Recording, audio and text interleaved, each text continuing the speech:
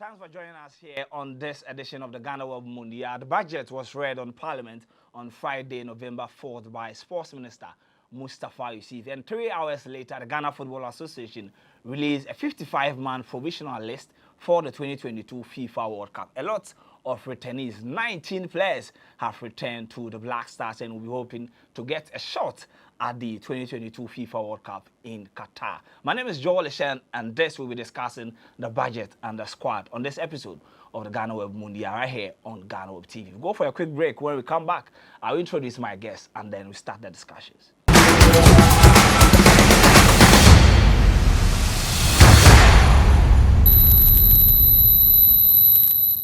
Welcome back from the break. You're still watching GhanaWeb Mundial right here on GhanaWeb TV. Earlier, I told you that the Sports Minister on Friday read a budget of 14.1 million for Ghana's campaign to the 2022 FIFA World Cup. And the squad was also announced. To join me do the discussion is sports journalist Daniel Odro here at GhanaWeb.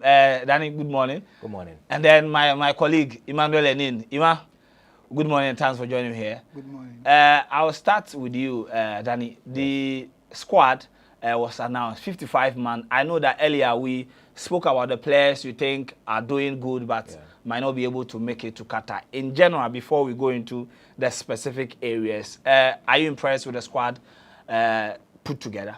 I think generally everybody who deserves to be there is there, except a few players who may be doing exceptionally well who have not had a look in. But then again, these are players who have not worked with Coach Otuado in the last couple of months since he became their head coach. So it's only understandable that because they have not worked with him in the recent past, he wants to go with players that he knows he's worked with when he was an assistant coach, when he was a scout, and when he became the head coach of the national team. So I think by and large, it's a fair reflection of the expectations of many people.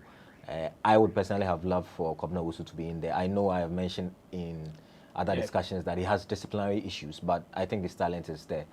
He was part of the 2019 squad. I think somebody like Tekpete is doing well. But like I mentioned, he's not played under Coach Otuado before. And so I can understand why he's overlooked him. The coach had mentioned that almost 70% to 80% of the players that played in the Nigeria and the Brazil-Nicaragua qualifiers and friendly matches were going to form the fulcrum of his team. So I think the 55 is decent. The difficulties when he prunes it down to 26. That's where we're going to really interrogate the squad. Ima, 55, is the number too huge? I think it's okay because with a final 26, you would have, if one gets injured, it means you have to take one from the provisional squad and then replace the injured player with. So I think it's wise to name 55, although it took a while, it delayed because we were expecting it to be earlier. But it seems the GFA had different ideas. You know, the budget was out and people were talking about it. Then they dropped the squad. So, I mean, it's all part of the PR and they did very well. I'm impressed with the names in there too. Yeah. They did very well. I was about to speak about the conspiracies people were talking about. Oh, they released their squad because of the budget. Because earlier, we had people in the FA and close to them, like renowned journalist Ibrahim Danlad said that the squad shouldn't be released because then people will be saying all sorts of. Now, let's go straight into the squad. We have goalkeepers, and that will be on your screens. Jojo Walcott, of course, he has been in since he made his debut in 2021. Ibrahim Danlad, Kotoko, a lot of people invite Danlad. Danlad is in. Abdul Manaf Nurudeen, Richard Ofori, and then Lawrence Atizigi. Is there any other goalkeeper that you believe could also make a case? Because a lot of people are talking about Razak Abelora. I know, but I think this is a fair representation of the quality that we have at the moment.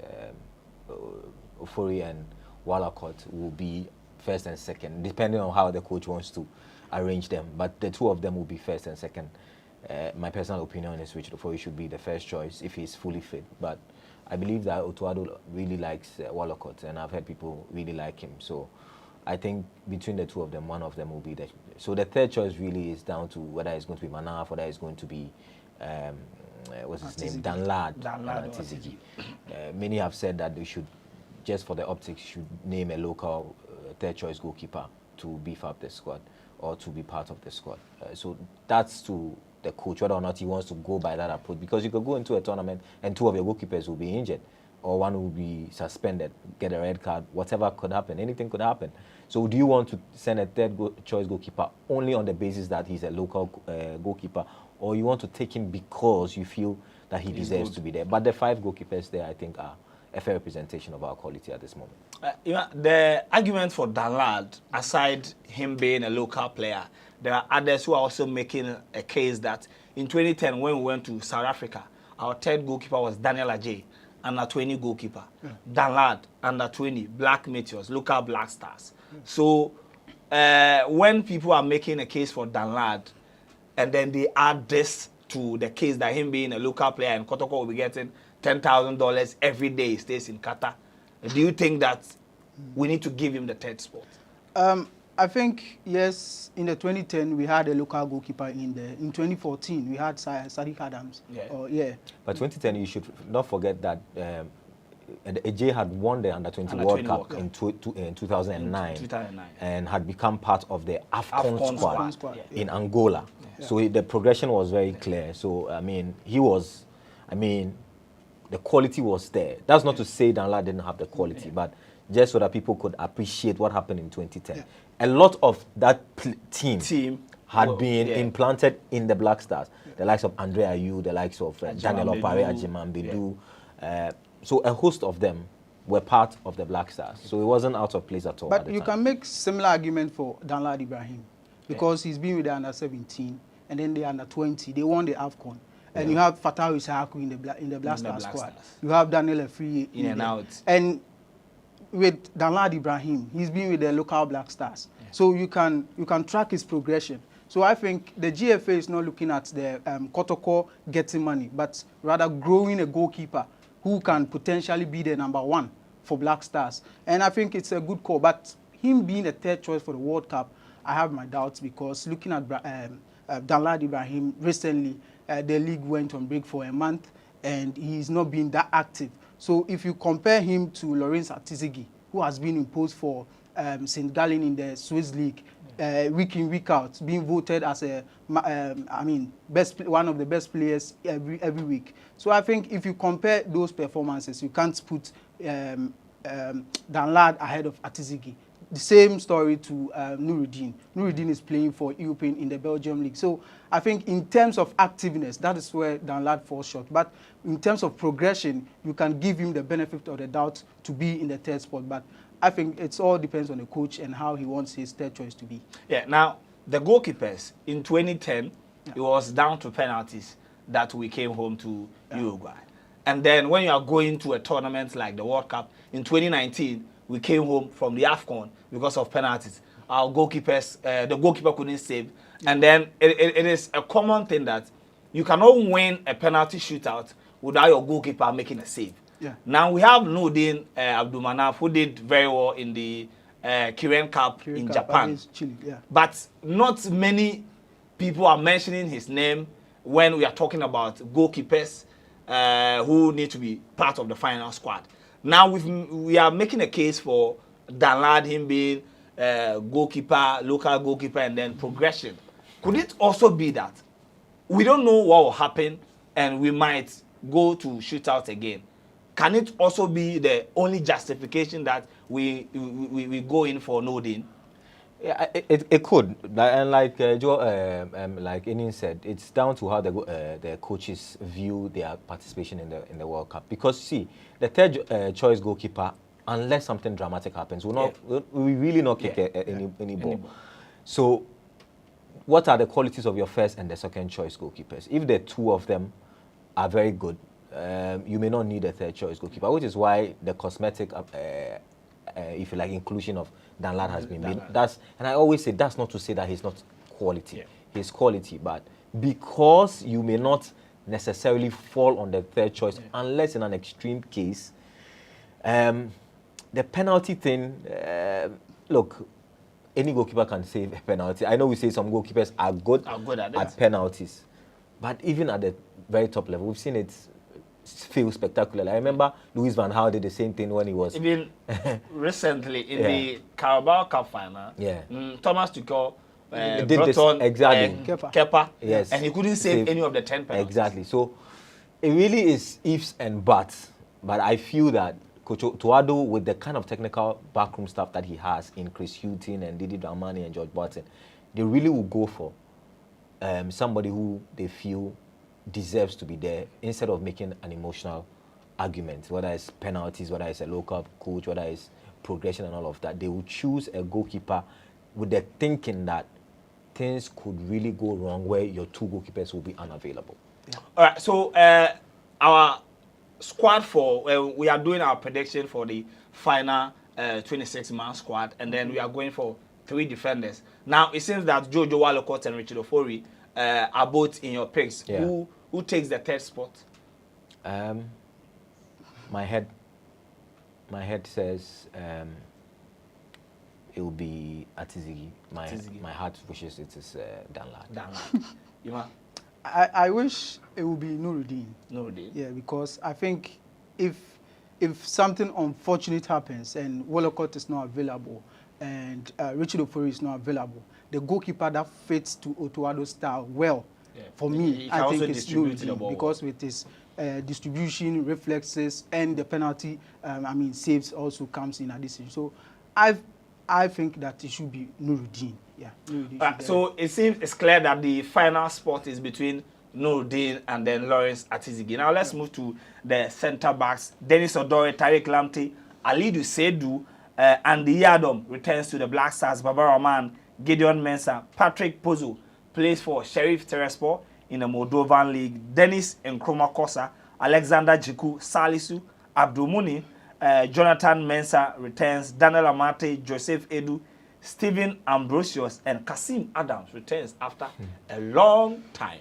Yeah, I'm happy for Kasim Adams. He went on hibernation after the 2019 AFCON. Yeah. He had an exceptional tournament and a move to Hoffenheim. We were expecting so much for him, but his move didn't turn out well, and we didn't know what happened. But now he's found his feet and he's playing very well for Basel. But can he break through the final squad? Because if you look at Otuado's collapse since he took over the Black Stars, it seems his options have been Jiku, Daniel Amate, and now he has Salisu. And then Joseph Edu. So 4 defenders. Can Kasim Adams break through? That's the question, and we leave that to Otuado to decide. But if you look at the defenders, for me, I think some of the numbers some of the players were in to fill up the numbers. Yeah, Dennis Kosa, he's not been exceptional this season to end a call-up.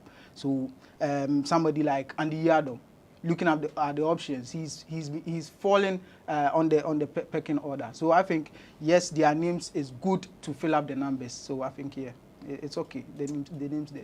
Okay, so then if we are supposed to take 8 defenders, including laterals, and then which players are going to make your final squad? It's a tough one because I think for the first time we're going to a tournament where our defense is where we are sport for choice. Yeah. In the past, it would be usually your midfield where it's very congested. But these days, we have a very decent defense. Don't forget there is Jonathan Mensah in there with his rich vein of experience. He's played at the World Cup before. But let's cut to the chase.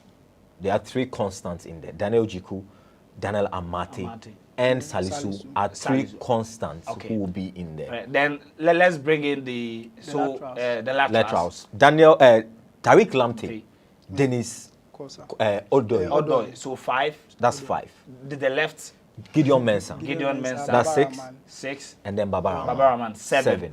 So if I go through now, it's left with Ali Dusedu, and then Patrick Pozo, Imoro Ibrahim, Dennis Joseph Edu, Abdul Muni. He is a player that I think that if he could get a chance, it could help his progression. So if you look at the young Ghanaian centre-backs below the age of 20, I think it's clear what the FA is doing. Look at Danlad, then you come to Abdul Mumin, then to Daniel Efri, to Fatah Ishaku. The FA seems to have a plan for the Black Stars. So I think Mumin in the bats to break into the final squad will be difficult. So Joseph Edu, Stephen Ambrosius, and then Kasim Adams.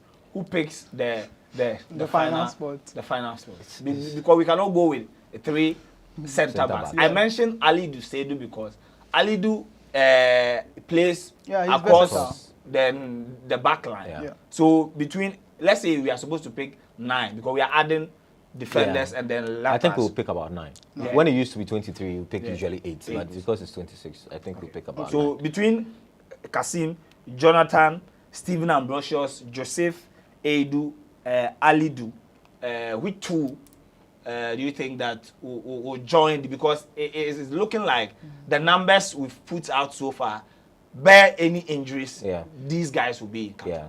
So it's just left with about 2. Two. Yeah. So it depends on what the coaches want to do. If they want to give experience and prospect in terms of, okay, the talent is there, the prospect is there, we want to see how they progress, we'll give them an opportunity. Then people like Mumen and Alidu Seidu will get a look in. Yeah. But if they still want to go with, look, I want to go with the trusted guys, people who have been there, done it.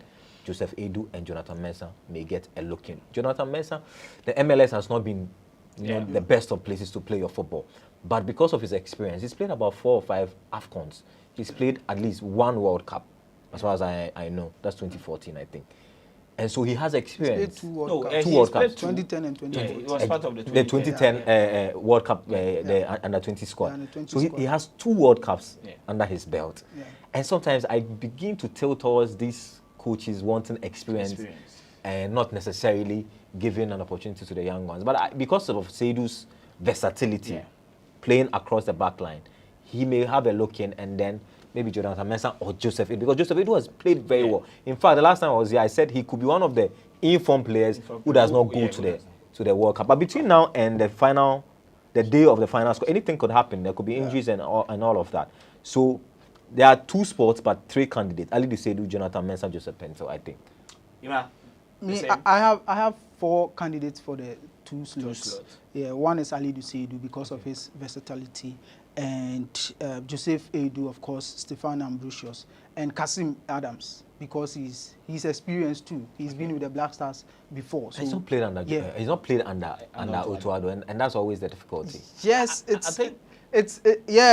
might be the difficulty, but I think if you look at Kasim Adams' quality, even if his presence alone, if that opportunity falls for somebody to fill in for maybe Daniel Amate, he's the best option. Why not Jonathan Mensah then?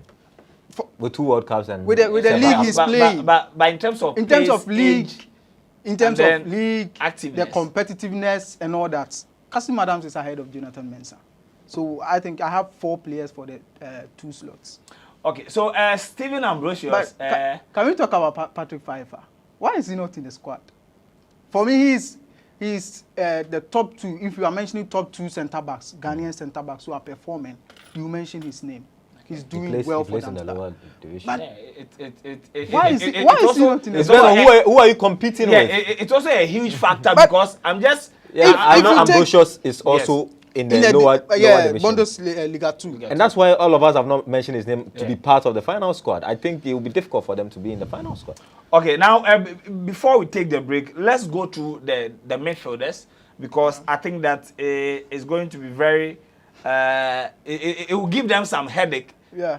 But I think... For me, I think that...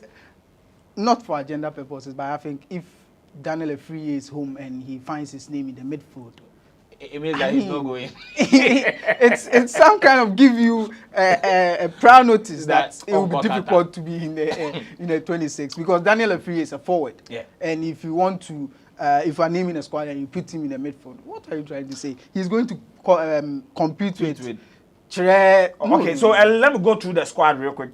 Partey over the weekend, he was a star boy, destroying the likes of Jorginho and all the other Chelsea midfielders for Arsenal. Idrisu Baba, Edmonado returns to the Black Stars. Mubarak Wakasu, Elisha Owusu, Mudassiri Salifu making his first Black Stars call-up.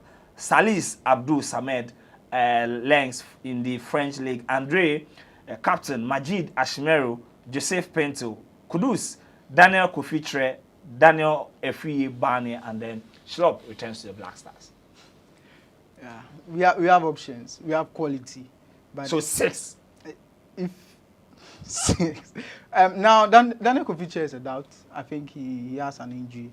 and hopefully he will be ready for the tournament. Yeah, we need that guy in the tournament. We really need that guy. If you are making your 6, he's one of the names in there. Thomas Partey should be in there. Okay, 4 more. Kudus should be in there. Okay. Idris Ubaba, fantastic guy. He should be in there. And it's really difficult with the midfield options. Jeffrey Schlupp. Yeah. So 1. Yeah. The one will be between Elisha Owusu, Mubarak Wakasu, and Edmond Ado. Edmond Ado hasn't been active. No. He's not played. Abdul Samed Salis. Yes. So it's really difficult because among if you look at Salis, Elisha Owusu, and Wakasu, Salis stands tall so far this season. Yeah, he's been the best player. But Elisha has played in the Black Stars before against Nigeria. He played very well. And in terms of the coach's preference, he will go for Elisha because he knows him very well. And it's difficult. We have options. I think it will give the coaches headache. Yeah.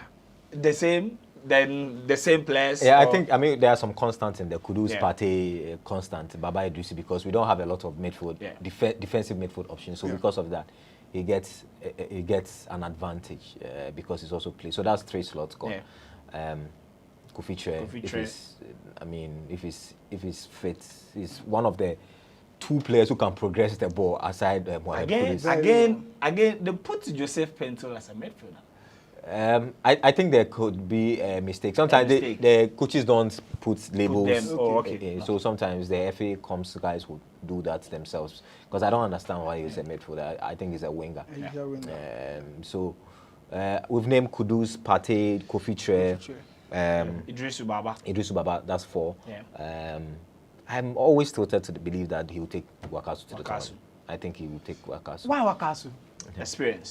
Experience. Because you see, sometimes I understand. If Ronaldo was a Ghanaian, we will say that he's too old. But if Thiago Silva was a Ghanaian, it's not like Wakasu. He would never go to the World Cup. For me, it's not like Wakasu. And that's what we do. See, it's not like Wakasu is old. If he's going to the World Cup because he's going to motivate the players or something, it's not like Wakasu is going to start. But we can't sit here and decide who. If you go to a tournament and Baba Edusu is not fit, I'm telling you, Wakasu will start. But for me, if Baba Edusu is not fit, the right replacement is Salis. But Salis has not played in the Black Stars. We shouldn't be doing this with the national team. This is a national team. Okay. If you are talking about a club team, then you have your core team that you build with over time. But this is a national team. But you are making a case for a player who you've not seen in the national team before. Have you seen him in the national team before? Because there are so many exceptional players at club level. And I mentioned Kamaldeen Sulemana as an example. It's about how you use them.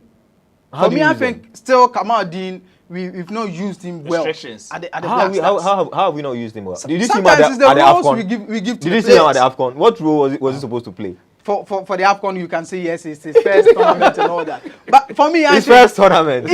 If Idris Ubaba is injured, the right player to take his place should be Salis. Because I believe that the national team... On what basis? The fact that he's playing well at club level. Even Partey, the national team, he doesn't play the same way at club level when it comes to the national team. It's because of how we use him. And I have that argument. I've been arguing this. Because if we want the best out of Partey, Partey right now has to be in our lone DM, like lone 6. Then Baba Idrisu will not get to play. That means you play Kudus and Tre in front of yes, then we... But in the national team... Our coach, his priority is to defend. So instead of instead of going for a lone midfielder, you go with a double pivot. But it depends on the opposition you are playing. No, it depends on the opposition. I think we have so much quality to set up an attacking team. If you play against Brazil and you set up an all-attacking team, they are going to beat you. It's not like that. We can match them. Really? I don't know. I don't know why our coaches don't believe in our players. Even with Asian Mundial and Apia, we couldn't do it. It's how you set up against them.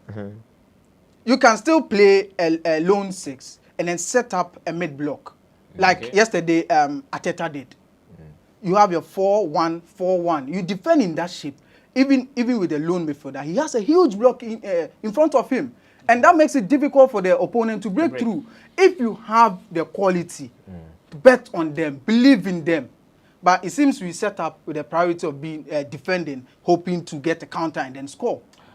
All right, so that's Emmanuel Lenin. He will not take Mubarak Wakasu to Qatar on any day. They are very emotional arguments. No. And the same thing I say, if Thiago Silva was a Ghanaian, we'll say he shouldn't go. If Ronaldo was a Ghanaian, he is showing certain level. Look at Thiago Silva right now.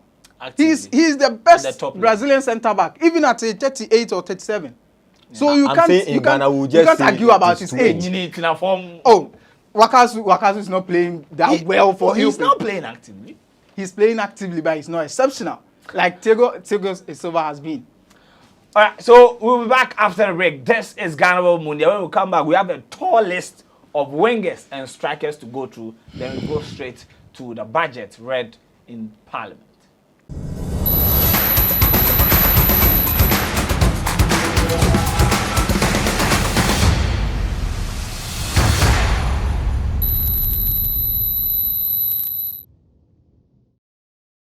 Welcome back from the break. You're still watching GhanaWeb Mundial. We are giving you our pick for Ghana's final 26-man squad for Qatar 2022. Don't forget, our target is to get to the semi-final. Now, let's go through the wingers.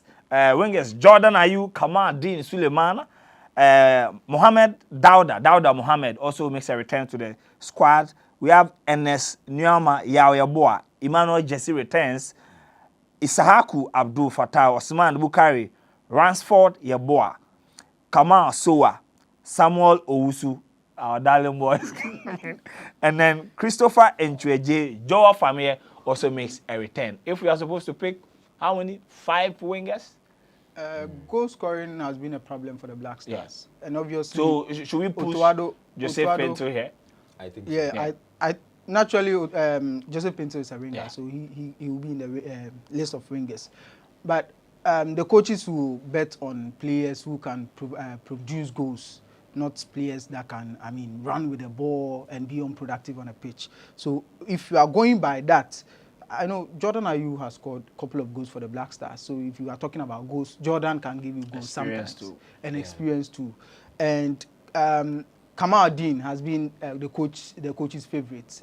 He's been with the Black Stars and he's played under Otuado for I think that for him, he has earn his minutes. Just that when we give him the opportunity at the national team, for me, I think he has a problem of trying to prove something, because at Rennes he plays with no pressure, and that is where you get to see him very well. But when he's at the Black Stars, there's a lot of pressure on him. He has to dribble. He does unnecessary things on the pitch. I think for me, and it's all about coaching. Otuado has to talk to him, and he can calm down in certain situations. But with the options, Jordan Ayew, Kamal Dean, Ransford Yeboah, he's one productive winger, and he's been scoring. Yesterday he scored for Hamburg. Yeah. And let's say Osman Bukari should be in there. Fattah Isahaku, you can't leave him out because of his progression. You haven't mentioned Pinto. Pinto will come in. So how many? Your 6 is Pinto, Suleimana, Jordan, Bukari, Ransford, and Fattah. Yeah. Your boy Joao Famie, Samuel Owusu, they've all returned to the team. Yeah. I think I tell us what Ima is saying. I'm not sure about there's one player he mentioned. Is it Ransford? Yeah, Ransford. I don't know, but I would obviously go for the naturals, the Kamal Dean, Suleimana. I just hope that this tournament he has a good tournament, because he has the talent. As it stands now, he's injured. Yes, I think he will make a return. I don't know why that happens to him when a major tournament is coming. At the AFCON, he came late and he had COVID or something. I don't know, maybe that affected his performance at the AFCON. He's had some other opportunities. He's really not impressed me. But if you watch his club form, there's no reason why he shouldn't go. So I think he will go. And there's Ishaku who will go, that makes it 2. There's Joseph Pencil who will go, that makes it 3. Okay. Of course, Jordan will go. You don't play in the EPL. He's a player who's lasted long. You can't play in the English Premier League week in, week out, and not be good enough. Yeah. So that makes it how much? How many? 4. 4. Which other players are in there? We have Sowa. Kamal Sowa. His first call-up. Yeah. Emmanuel Jesse returns. maybe too Joe late for Famie. him. Maybe too late for him too. Yeah, boy. You haven't mentioned Bukari. Bukari goes. I like what I saw in Nkommo Wo doing the Ghana Nigeria game. He has pace to bend, and he's productive. It's not like Samuel Owusu. You know, Samuel Owusu has the pace to bend, but sometimes his last decision making can be a bit problematic. So I go for Bukari any day. But can there be a case for Kamal?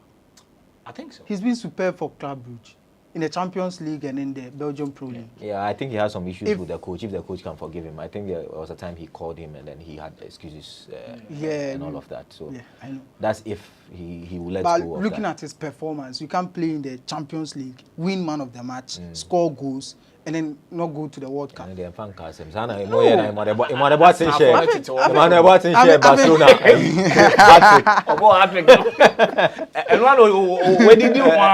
Charlie, so sometimes it's not a one-off performance. You have to be consistent. He's in good form that I think there should be. The coaches should find a way. If we have, just like we are making a case for wingers who can give us goals. And he's left-footed. Yeah. And I think in our team we lack left-footed wingers. Aside Isahaku. Apart from Isahaku. So if you have Kamal Sowa, then it will be a good addition. Now our strikers, those that we are counting on them to do baby for us in Qatar. Inaki Williams, of course, this Friday. He disappointed me big time. Almost Kalashi. Felix Afenejan, Antoine Semenyo, Kwesi Oche, Reds, Caleb Ekuban returns, and then Richmond Boachiyado. For Boachiyado, my biggest problem has been when he was on top of his game for Resta, taking the top scorer awards, he was never invited in the Black Stars. Now that it seems like he is not the Boachiyado, he's here. So our strikers, I think we will go with either 3 or 4. Yeah. So, which people are sitting home? Reds is going to sit home, I think. On top of my head, I can mention about Reds. Okay, Reds, Caleb, and then Rachel Boachiyado. So, Antoine Semenyo, Felix Williams. Yeah. They will be going. Certainly. I won't be surprised if Boachi makes it better. I mean, yeah, Semenyo too could make the squad. So if we're taking 3, Inaki obviously is the constant. Yeah. Afenejan, he's not had a lot of playing time, but because of maybe for tomorrow, I think he earned his place in the Nigeria game. The Nigeria game, especially in the first leg. And even the second leg, I mean, playing as a lone striker, he did well. He gave the defense a lot of headache, even though he did not necessarily score, but he gave them, he knows how to move. His movement is good. But it's worrying that since he moved to Cremonese, he's not had a lot of time. It's been the biggest disappointment for most Ghanaians. Thinking that moving from AS Roma to a lesser... when they signed Andre Belotti, thinking that one will give him more opportunities to play. But I think that even in the qualifiers for the AFCON, he did well. He did pretty well. So I think he and Inaki get to go. And then the rest will be Antoine Semenyo, Boachiyado. I don't think Caleb will make the squad. I don't think Ochiret will make the squad. Red has a good frame. If you see him, very huge. But it's quite surprising he's very slow. Yeah, that Abane Dosun. You know. But one thing we should bear in mind that we are going to the World Cup with no potential like a striker with goal scoring prowess. Like Inaki is potent. We've never had. I mean, apart from Asamajan, and Asamajan was there for Inaki 10 Williams years. is potent, but he squandered a lot of chances. His game is more of making runs in behind, creating spaces for the running midfielders, like a decoy.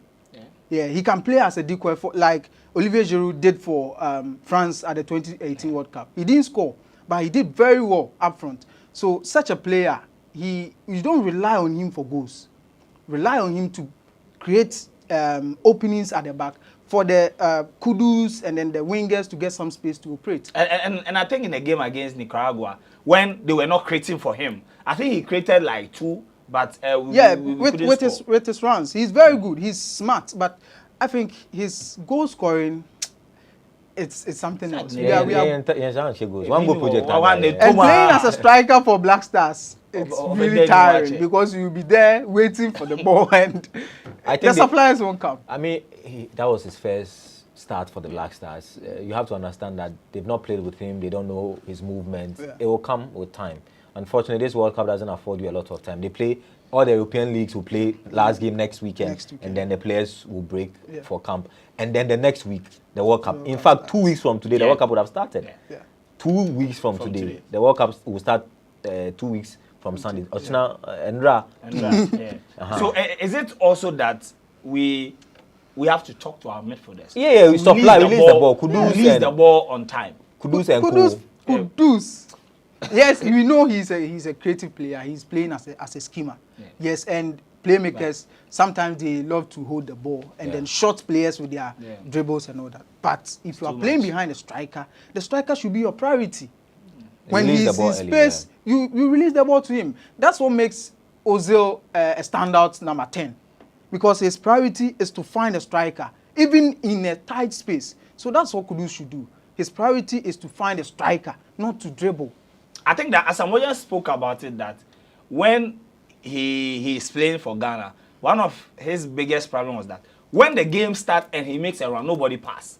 They are waiting for 80th minutes, like 70, and now they will be sending him all sorts of long balls for him to run. That makes it tiring. At that time too, he has been running throughout the game and he's tired. And if you watch, he loves playing with Kojo Asamoah.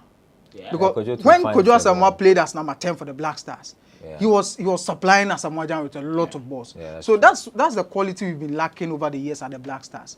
Yes, Kudus is an exceptional talent, but he needs to find our strikers when they make the move. It's not like we are playing defensively or we waste time on the ball. We find the players, but when it gets to some players, they fail to do their job, and that's costing us. That cost us in some tournaments we go. So for me, I think if Kudus decides to be unselfish, I think yes, we will have some goals. That's why we need Daniel Kovic as well, because he has good vision. Pate also has good vision. And sometimes when it comes to the Black Stars, sometimes he wants to himself progress the ball, but he has good vision too. But not to sidetrack you, don't you find it weird and strange that we never mention Ashimiru when he's in the You see that we are talking about it, that because for me, I think that it will take something extra, regardless of how he is playing in the Belgium league, for him to make the squad, because it has to be with who the coach is familiar with. And then I think that the players who made the squad for the Brazil and then Nicaragua game, I think 90% of them will make the final 26-man squad. That is why I think that for Ashimeru, maybe the friendly game we will play against Switzerland if he gets the chance to play. You know, sometimes you're not... When is that game? On the 17th. That time, they announced the squad. It's got to be announced on Monday, next Monday. I think that maybe... It's too late for him. Maybe it might be too late for him, or he will have to take something exceptional. Yes. It's so difficult because you see, even this World Cup, we're taking 26. In the past, it's 23 players. But still, it's still difficult. I think that we have options. The arrival of Inaki and then Tariq, Salisu, I said that it will, that day that these boys are, I said some people will go to Qatar. They are even lucky that Kalu don't do it. If they had also joined, two more players out. So I think that for him, it's quite unfortunate that he's playing very well, but where he is, there are equally good players who are also performing, and then they've been with the coaches he took over in March. It will be difficult, just as you said. It will take something extra. If you take Magina Shimeru, compare with Mubarak Wakasu, Elijah Usu, come on. You can't put Magina Shimeru ahead of them.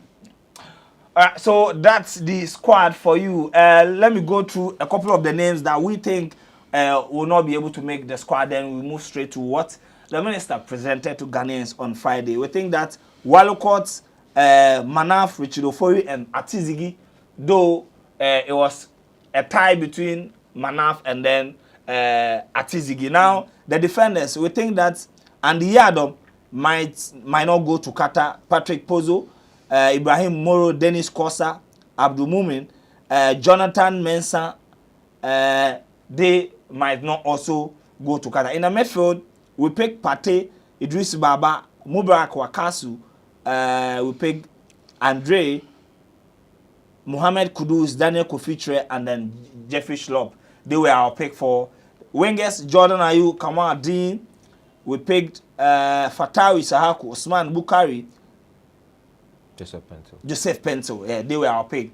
Attack, Inaki Williams, Felix Afenejan, and then Antoine Semenyo. These are our pick for Ghana's final squad for the 2022 FIFA World Cup in Qatar. Now, on Friday, the sports minister presented a budget of $14.1 million for the Mundial. My own problem is that at the group stage, we are supposed to earn $9 million, but we are going to spend $8.1 million. And my only question to the minister was that if the Black Stars was his personal business and then they stand a chance of making $9 million, would he sanction a budget for them to spend 8.1? But Emmanuel Lenin, he has a fantastic analysis for us, which means that if we don't qualify out of the group, yaboka. But if we qualify, it means that we are going to get some cash. And I have some questions for you too. But before we start, let's listen to the Minister of Sports, Mustafa Yusuf, as he presented the budget on the floor of Parliament. Having qualified for the tournament, the FA received $1.5 million from FIFA to augment the Black Star preparation, and this amount was useful to the team. Friendly matches to improve technical and managerial readiness for Qatar. Ghana will receive further $9 million for our group stages participation in the tournament, covering 3 games against Portugal, Uruguay, and South Korea. Our group stage appearance will cost us as a nation an estimated amount of $8,166,200 United States dollars. With our side firmly fixed on progressing throughout the knockout stages, and I'm delighted to give more good news. Mr. Speaker, progressing from the group stage to the round of 16th will increase Ghana prize money from $9 million to $13 million. At this stage, our expenditure is likely to increase to $8,792,600 United States dollars. Mr. Speaker, when we progress from the round of 16th to quarterfinals, the prize money will also increase from $13 million to $17 million. At this stage, our expenditure will also likely to increase from the $8,792,600 to $9,512,200 United States dollars.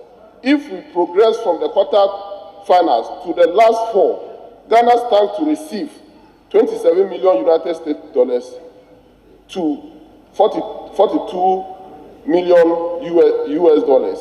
At this stage, we estimated a combined expenditure for the tournament at $14,184,100 United States dollars. This estimated expenditure include appearance fees, bonuses, per diem, flight arrangement, medical equipment, logistics, and hospitality.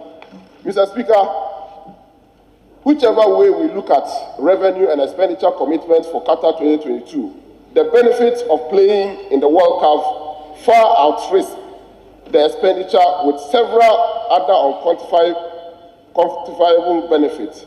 Mr. Speaker, I want to assure the entire country that in these difficult economic challenges that we face, every penny will be used judiciously, and we have agreed with the FA that we will maintain the compensation, that is the appearance fee bonuses, as it was used in 2014 World Cup in Brazil. Mr. Speaker, additionally, club of each player will also be given daily amount of 10,000 United States dollars throughout the tournament of the player. Minister of Youth and Sports, Mustafa Yusuf, is the one you heard reading the 2022 FIFA World Cup budget on our behalf to his colleagues, members of parliament on Friday.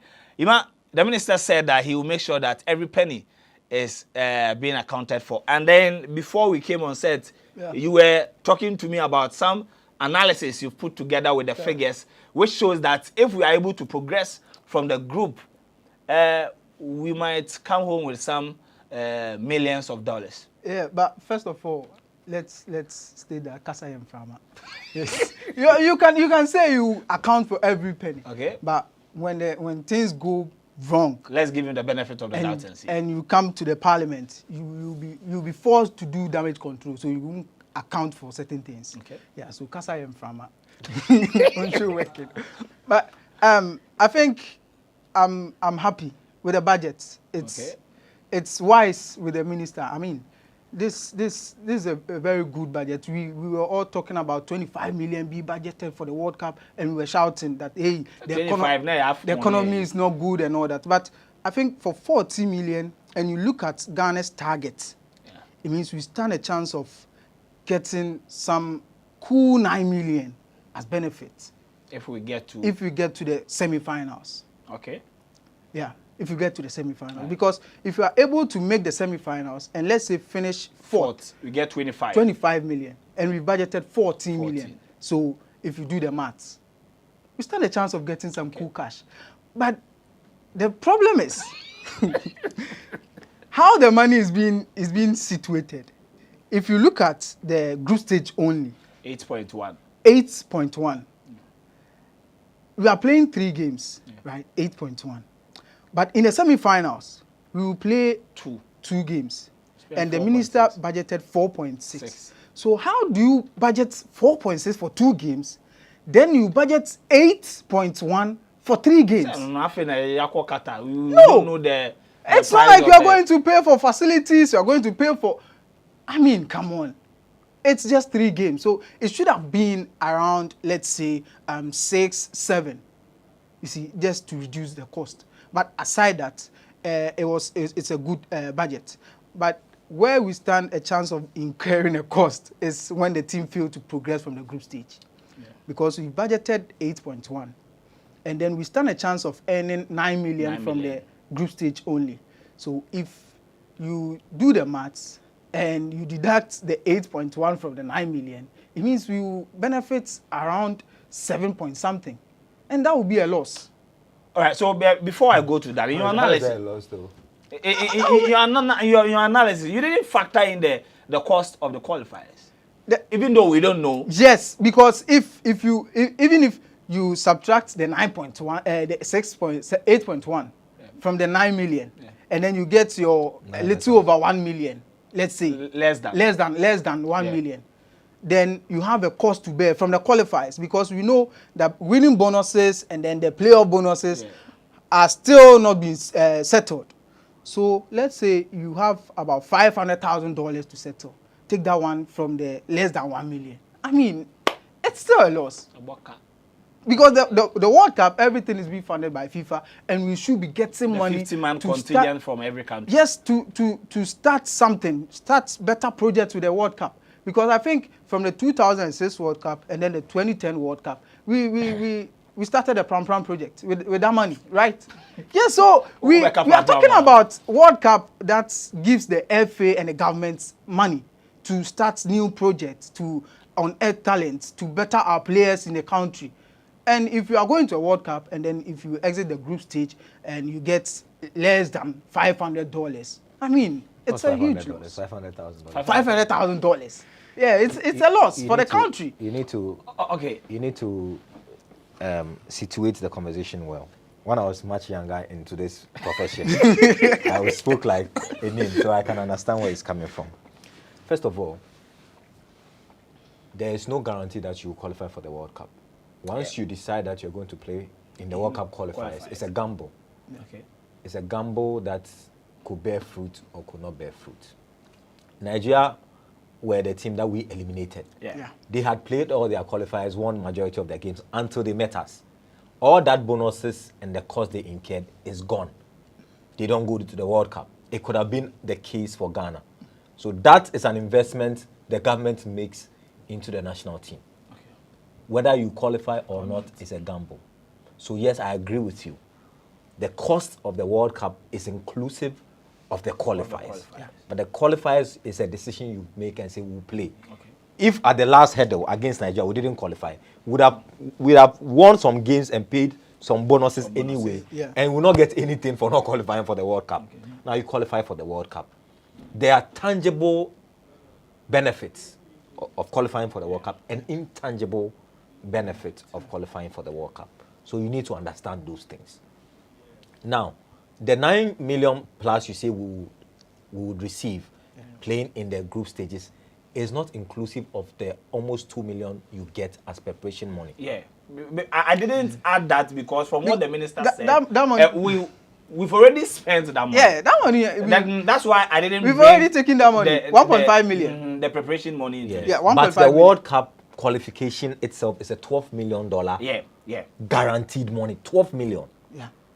The money for preparation is also you play friendly matches and pay for some of them. If you are lucky and you are in hot form, countries will pay you to play against you.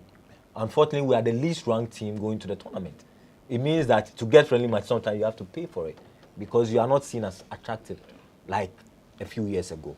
So you have to add that money, that preparation fee, to the World Cup benefit because let's say if FIFA had not increased the money, you still spend money in qualifying in preparing the team for the World Cup. And that's been sorted by FIFA. Right? Yeah, it's part of the $12 million you get for the group stages alone. Yes. You understand? Yes. Because you kept mentioning the 9.1. My problem is budgeting 8.1 for 3 games. Yeah. Whilst you earn 9 million. Yeah. And if you progress to the semi-finals, you play 2 games. Yeah. And you've budgeted 4.4. Why do you play 3 games? You play the round of 16. You play quarterfinal before you play semi-final. At every stage, because I did the breakdown in this story, we will put the link in the description for you. You can check it out on GhanaWeb. And then this is why I seem to tilt with Ima. At the round of 16, we are supposed to spend $626,400 to play the round of 16 game. That's our budget for round of 16 game. So add it to the 8.1. Yeah. That's around 8,700,000. Yeah. 8.7. And then at the quarterfinal stage, that game alone, we will spend $719,600 for quarterfinal game. Yeah. But at the semi-final level, we are supposed to play 2 games. 2 games. Whether we win the semi-final or lose, we play either the final or the third in place. 2 games. But that 2 games, we are going to spend 4.6. Yeah. And then for the 2 games. And then that's where I don't understand because if you add the group stage, the round of 16 and the quarterfinal, that's also 2 games. It's not up to 1.5 million. That's also 2 games. 2 games. Yeah. But that's 2 games at the same time. I understand you, but you need to. I'll send you a link about how much German players got when they won the World Cup. Yeah, if you look at because if you look at what the base they got was in terms of we are going appearance fee, they got about $100,000 each. Yeah. By the time they won it, they had quadrupled it. Every player got about 500,000. Yeah. The higher you go, the higher the bonus and the motivation. Okay. Yeah. Because the higher you go, the players demand a percentage of how much they will get as they progress. The 42 million. The 42 million. So what's the bonus structure? Yeah. So the devil is in the detail. That's why I prefer to stick with the base, which is the 8. Okay. Because in that analysis, there's not argument about as you progress how much you earn. Because as you progress, the money increases. The players will demand more as you increase in going to the tournament. Okay, so if I understand you, the report out there is that they've agreed 100,000 appearance fee, and then the players are not going to take winning bonus, but they will take qualification. Okay. So if we progress So from the group stage, right? From the group stage. stage. So let's you add all of it. Maybe that will let's say, account for the 8.1 because so are you telling me that the bonuses for the group stage qualification is higher than the bonuses they will pay for the round of 16? No, I'm saying that, you see, at the group stage, we are going to pay 2 bonuses if they qualify. Yeah. The appearance fee and then the qualification bonus. Yes. But at the round of 16 to the semis, it's just the qualification bonus for each stage. Yeah. Okay. So that's why it's 8.1. No. I see the 8.1 for me is the devil is in the detail. Okay. The devil is in the detail in the case that there are 21 official backroom staff. Yeah. Per the release that we saw. Yeah. There are 26 players plus 21 officials. Per diem. That we per diem. Yeah. Every tournament there's per diem. Yeah. Every player gets per diem. Yeah, per diem. And I'm using my experience covering the national team the last 10, 12 years as the basis. Okay. 26 players, each of them will be paid a basic appearance fee of 100,000. Yeah. That's 2.6 million. Basic. Before you kick a football. 2.6. The 4 coaches, the head coach, the technical advisor, the 2 assistants. That's 4. There are 5 goalkeepers trainer. Let's take it to 4. Let's take 4. 26 plus 4, that's 30. If every of them gets, if each one of them gets 100,000, that's 3 million. Okay. Add the goalkeepers trainer, the masseur, the team manager, the equipment officer. There are 21 of them. Okay. In fact, in that list, they didn't add scouts. There are scouts who work. By half of the money would by the time you kick a football would have gone into paying appearance fee and per diems. More than half of it, about 5 million will be gone. Every day the players stay in camp, they are paid about $200. Every one of them. And the back of mom. They use that to buy things, airtime, buy friends who come and visit. You need something at home. That's the reason why they are giving per diems. Okay. And I say the devil is in the detail because the minister doesn't talk about how they are going to fund supporters. And there's a government delegation. FIFA takes care of only 50 people. Yeah. Now, 21 backroom staff, 26 players. How many? That would be 47. So if you add even 3 more people to it. Management committee members. Exactly. No, that's the problem. If you are telling me you will pay winning bonuses and appearance fee for management committee No, we are not talking about me winning bonus for those people. No, those people, the 50 people, the team itself, 26 plus coaching staff and scouts, they are 47. No, if all the scouts have become one, we've not added the scouts. All the scouts become one, the 50 is exhausted. Okay, 50. The rest of the people who go, everything they spend is part of the budget. How do you include that in the budget? It's part of the budget. That's my problem. So that's my who problem. pays for them? They should pay individually. Who pays for them? So why do we go to a tournament and you see all the Black Stars management committee members with the team, every step of the team, you see them. Why? You are going to pay them too. Of course. You see, he's a Black Star management committee. I'm coming. I'm finding it difficult to understand. I'm coming. If you are managing the sports desk and then the sports desk is going to a competition in the United States and they leave you here, how are you going to manage them? But should it be all of them? I'm saying that. How are you going to drop some people? No, you can go with the chairman and the assistant. That's why you have a chairman and then the assistant. No, this is not about Charlie Kroma. No, we are in economic. But the money is not for government. We have to fight. The money is not government money. It's FIFA. It's GFA. It's FIFA money. So I think that it's not like I am agreeing or not. But you see, the first thing people must understand is that the money is not government money. The 40 million is not from government. No, by the time you reach the semi-final, how much would you earn? Yeah, that's why I stated earlier on that if we don't make it out of the group, even that I don't necessarily agree. Okay. Because you want to add the qualification. Yeah, because you settle some bonuses from the qualification. But the point is that even if you are not qualified, it's how can it be but you see, it is something different if I invest in something and then I don't get any returns. Yes.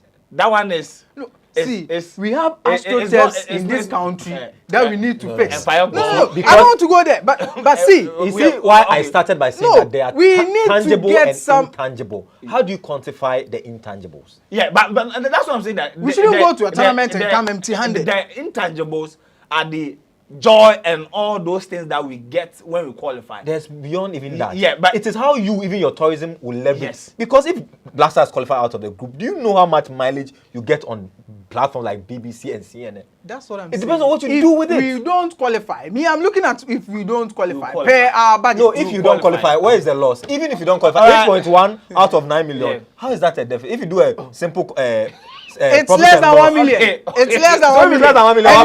And you use that less than 1 million. Pay for bonuses. Okay, so bonuses. Okay, so you might be. We've exhausted our time.